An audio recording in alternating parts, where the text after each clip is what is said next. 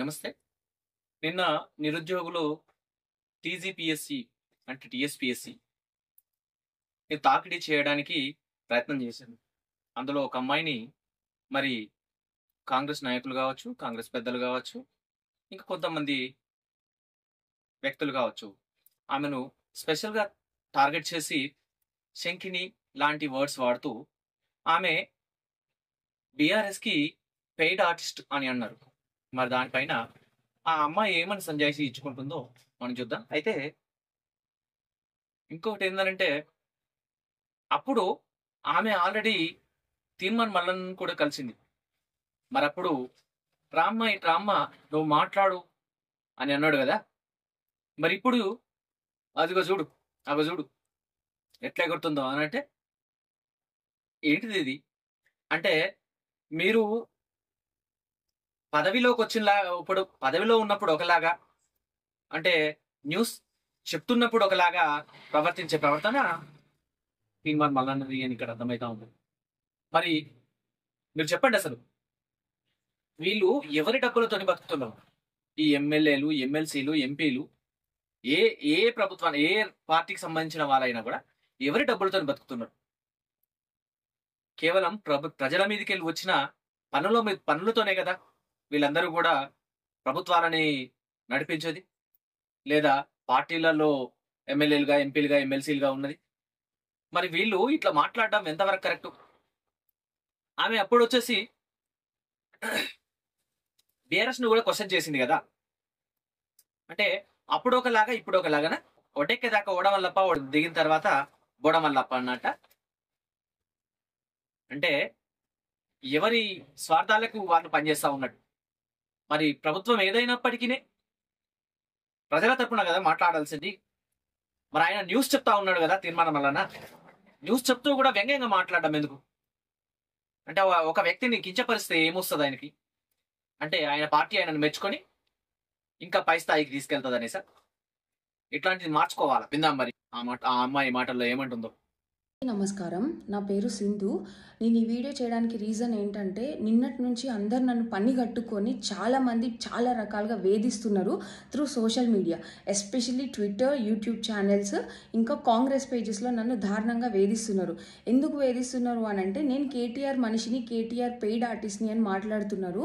నేను ఏ రకంగా కేటీఆర్ మనిషిని చెప్పండి. నేను బీఆర్ఎస్ గవర్నమెంట్ ఉన్నప్పుడు కూడా మాకు సంబంధించిన జాబ్ నోటిఫికేషన్స్, ఇంకా దానికి టీఎస్పీఎస్సీకి సంబంధించిన ఇష్యూస్ మీద మేము కంటిన్యూస్గా ఫైట్ చేస్తూనే వచ్చినాం. గత బీఆర్ఎస్ గవర్నమెంట్ ఉన్నప్పుడు కూడా మేము ఫైట్ చేసినాం, ఇప్పుడు కూడా ఫైట్ చేసినాం.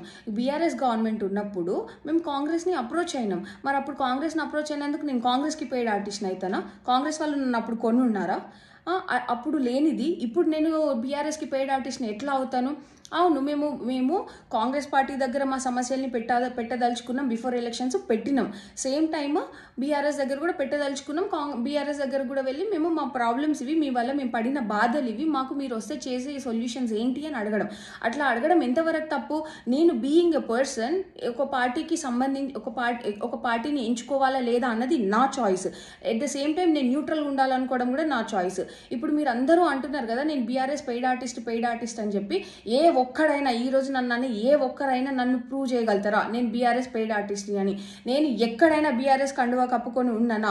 ఏ ఒక్క చోటనైనా నేను బీఆర్ఎస్కి ఓట్ వేయండి అని చెప్పిన దాన్ని ఏ ఒక్కటన్నా బయట పెట్టండి. ఈరోజు బయట పెట్టి మాట్లాడండి. బయట పెట్టకుండా ఒక ఆడబిడ్డను పట్టుకొని అడ్డగోలుగా ట్విట్టర్లో, ఫేస్బుక్లో, ఇన్స్టాగ్రామ్లో ఎక్కడంటే అక్కడ ట్రోల్స్ చేస్తున్నారు. ఇది ఎంతవరకు సమంజసమని నేను అడుగుతున్నా. ఎందుకు ట్రోల్ చేస్తున్నారు అంటే, ఇప్పుడు మేము క్వశ్చన్ చేసేది కాంగ్రెస్ గవర్నమెంట్ నిరుద్యోగులకు ఇచ్చిన హామీలనే కదా క్వశ్చన్ చేసేది. దాన్ని మేము క్వశ్చన్ చేస్తే మమ్మల్ని ఇంత టార్చర్ చేస్తారా మీరు? మీకు ఆ రైట్స్ ఎవరు ఇచ్చిండ్రు? ఒక పర్సన్ని టార్చర్ చేయాల్సిన రైట్స్ ఎవరు ఇచ్చిండ్రు? తీన్మార్ మల్లన్న అంటాడు శంకిని అని మాట్లాడుతున్నావు. తీన్మార్ మల్లన్న ఏ రకంగా శంకినిగా కనిపిస్తున్నా నీకు? నేను ఇదే సమస్యల మీద, ఇదే టీఎస్పీఎస్సీ సమస్యల మీద నేను నీ స్టూడియో కూడా వచ్చి మాట్లాడినా. ఆ రోజు నేను శంకిని లాగా కనిపించలేదా నీకు? ఆ రోజేమో నేను దేవతలాగా కనిపించినా, ఈ రోజేమో శంకిని లాగా కనిపిస్తున్నానా? అయినా కాంగ్రెస్ గవర్నమెంట్కి నిరుద్యోగులందరూ ఈ రోజు ఎందుకు అంత చేదుగా కనిపిస్తున్నారు? ఆ రోజు ప్రతి ఒక్క కాంగ్రెస్ మనిషి మేము ఎక్కడుంటే అక్కడికి వచ్చి మాతో మాట్లాడి ఓట్లు వేయండి, మీకు బీఆర్ఎస్ గవర్నమెంట్ కంటే ఇంకా మంచిగా చేస్తామని మాట్లాడి నమ్మబలికి మాతో ఓట్లు వేయించుకున్నారు కదా. మరి నేను కాంగ్రెస్కి నేను కూడా పనిచేసిన, నేను బరాబర్ చెప్తున్నా. నేను ఏఐసీసీ వాళ్ళతో కలిసిన వాళ్ళ దగ్గర నేను మాట్లాడినా, మేము బీఆర్ఎస్ వల్ల నష్టపోయినాం, అన్ఎంప్లాయీస్ అందరం నష్టపోయినాం, మళ్ళీ మాకు అట్లాంటి నష్టం కాంగ్రెస్ గవర్నమెంట్లో జరగకూడదు అనే విషయంలో నేను వాళ్ళ దగ్గర మాట్లాడిన. కోదండ రామ్ సార్ దగ్గర కూడా నేను మాట్లాడిన. ప్రతిదీ నేను కోదండ రామ్ సార్ చెప్పిండ్రు ఎలా చేయాలి ఏంటి అని, మేము ఆ ప్రకారంగా చేసినాం, మాట్లాడినాం. అప్పుడు ఎందుకు నేను కాంగ్రెస్ మనిషిని అవ్వలేదు? అప్పుడు ఎందుకు నన్ను కాంగ్రెస్ పెయిడ్ ఆర్టిస్ట్ అని అనలేదు? ఈ రోజు ఎందుకు నన్ను బీఆర్ఎస్ పెయిడ్ ఆర్టిస్ట్ అంటున్నారు? అవును, బీఆర్ఎస్ రూలింగ్లో ఉన్నప్పుడు కాంగ్రెస్ అపోజిషన్ దగ్గరికి మేము వెళ్ళినాము. ఇప్పుడు కాంగ్రెస్ రూలింగ్లో ఉన్నప్పుడు బీఆర్ఎస్ అపోజిషన్ దగ్గరికి వెళ్ళడం తప్ప? ఎట్లా తప్పు అవుతుంది? ఏ రకంగా తప్పు అవుతుందండి అది? అది మాకు ఎందుకు ఇచ్చిరు? మాకు ఆ చాయిస్ ఎందుకు ఇచ్చిరు?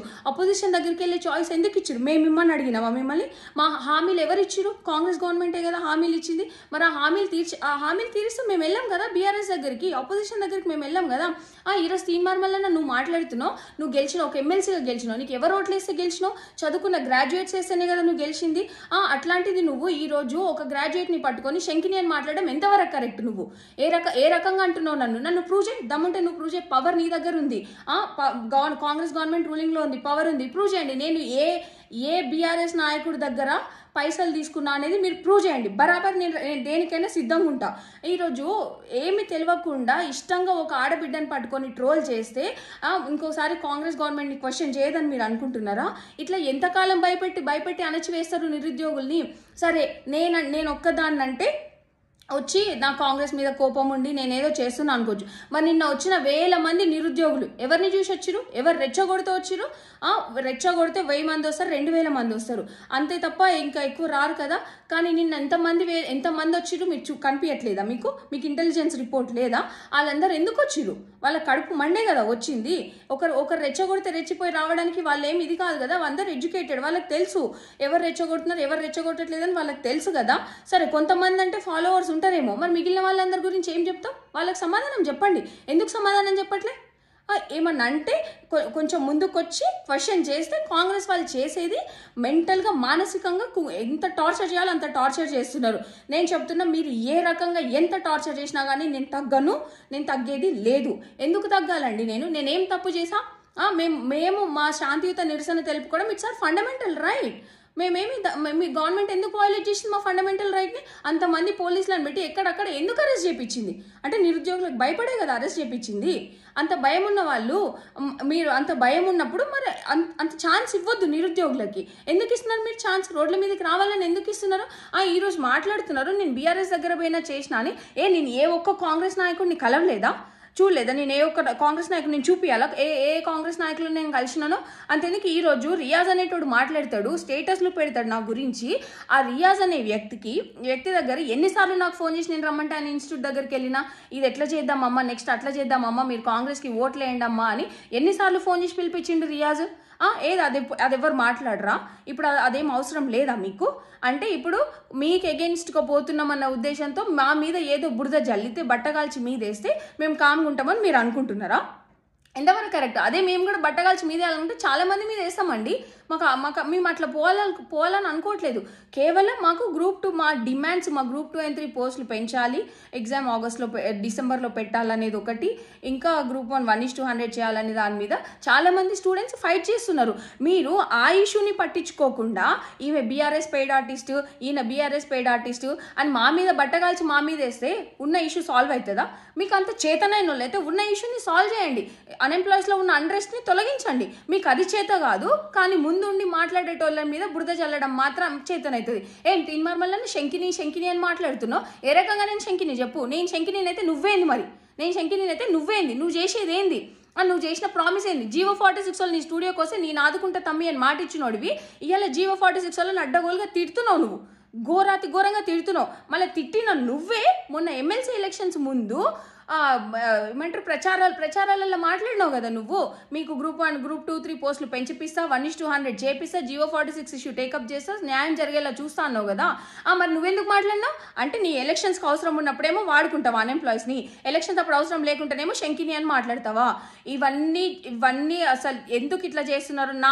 రేపొద్దున నాకేమన్నా అయితే దీనికి కారణం ఖచ్చితంగా తీన్మార్ మల్లన్న, రేవంత్ రెడ్డి, కాంగ్రెస్ గవర్నమెంట్ మాత్రమే. ఎందుకు అనంటే ఒక ఆడపిల్ల అనేది కూడా చూడకుండా అడ్డగోలుగా మాట్లాడుతున్నారు. ఇదే ఆడపిల్లని నేను బయటకు వచ్చి బీఆర్ఎస్ గవర్నమెంట్ ముందు ఫైట్ చేస్తున్నప్పుడు ఈ రోజు నన్ను ట్రోల్ చేసే మనుషులే బాగా ఫైట్ చేస్తున్నావమ్మా నువ్వు చెయ్యి, ఇట్లనే మన డిమాండ్స్ మనం సాధించుకోవాలి, అది మన హక్కు అని చెప్పినోళ్ళు ఇవాళ ఎందుకు హక్కు కాకుండా పోతుంది? ఆ రోజు మన డిమాండ్స్ మనం సాధించుకోవాలనుకోవడం హక్కు అయితే ఈ రోజు కూడా హక్కే కదా. కేవలం గవర్నమెంట్ రూలింగ్ పార్టీస్ మారినాయి అంతే. గవర్నమెంట్లో మొన్న బీఆర్ఎస్ ఉంది, ఇవాళ కాంగ్రెస్ ఉంది అంతే తప్ప దానికి మేము హక్కులు సాధించుకోవాల్సిన కెపాసిటీ మాకు ఉంటుంది. డెఫినెట్గా మేము హక్కులు సాధించుకుంటాం. పార్టీ మారినంత మాత్రం రూల్స్ మారుతాయా? గవర్నెన్స్ రూల్స్ మారుతాయా? మారవు కదా. మీరు మరి అంత ఉన్నోళ్ళు మీరు ఎందుకు చర్చలకు రావట్లేదు? నిరుద్యోగులతోటి ఎంతసేపు కోవట్లను పెట్టుకొని వాళ్ళు చెప్పిందే వింటారు కానీ మరి నిరుద్యోగులతో ఎందుకు డైరెక్ట్గా మాట్లాడట్లేదు? సరే బీఆర్ఎస్ గవర్నమెంట్ వాళ్ళు ఎవరికి యాక్సెస్ ఇవ్వట్లేదు, ఎవరు మాట్లాడట్లేదు, ఎవరిని దగ్గర తీసి మాట్లాడట్లేదు అని మాట్లాడుతున్నారు కదా. మరి మీరెందుకు ఇవాళ పిలిచి మాట్లాడట్లేదు? మీరెందుకు అన్ఎంప్లాయీస్ని పిలిచి మాట్లాడట్లేదు? మాతో ఎందుకు చర్చలు జరపట్లేదు? మీరే కదా అన్నది మీకు ప్రజాప్రభుత్వం అనేసి మాట్లాడారు. ప్రజాప్రభుత్వంలో మేము మీ దగ్గరకు వచ్చి అడుగుతాము, మిమ్మల్ని మీతో చర్చలు చేస్తామన్నారు. ఎక్కడ పోయినా చర్చలు? ఈరోజు చర్చలు పక్కన పెడితే మనుషుల్ని పర్సనల్గా అటాకులు చేపిస్తారా మీరు? మా స్టూడెంట్స్లోనే కొంతమందిని కొనేసుకొని వాళ్ళతోటి పర్సనల్ లెవెల్ అటాకింగ్స్ చేపిస్తున్నారు. నేను చెప్తున్నా ఈరోజు రేపు పొద్దున్న నాకేమన్నా జరిగితే, నాకు కానీ నా ఫ్యామిలీకి కానీ ఏమన్నా నష్టం జరిగితే దానికి కారణం తీన్మార్ మల్లన్న, ఇంకా రేవంత్ రెడ్డి, ఇంకా కాంగ్రెస్ గవర్నమెంట్లో ఉన్న పెద్దలు. ఇది మాత్రం 100%. ఎందుకంటే నన్ను ఎంత మానసికంగా వేధించాలో అంత మానసికంగా వేధిస్తున్నారు. మానసికంగా వేధించినా సరే నేను ఒకటి చెప్తున్నా, నేను బీఆర్ఎస్ పెయిడ్ ఆర్టిస్ట్, నేను బీఆర్ఎస్ మనిషిని, బీఆర్ఎస్ నుంచి నేను పైసలు తీసుకున్నా అని ఈరోజు నా మీద ట్రోల్స్ చేసిన ఏ ఒక్కడైనా ప్రూవ్ చేసినా నేను దేనికైనా నేను సిద్ధంగా ఉన్నా. ప్రూవ్ చేయండి, మాటలు అనడం కాదు, ప్రూవ్ చేయండి, ప్రూవ్ చేసి చూపించండి. పవర్ ఇవాళ మీ చేతిలోనే ఉంది. ప్రూవ్ చేసి చూపించండి, చూపించిన తర్వాత మాట్లాడండి. అంతే తప్ప ఊరికేనే బట్టగాల్చి మీదేస్తా శంకిని ఇట్లాంటి పదాలు మాట్లాడితే మాత్రం నేను ఊరుకునేది లేదు. లీగల్గానైనా నేను పోవడానికి సిద్ధంగా ఉన్నా.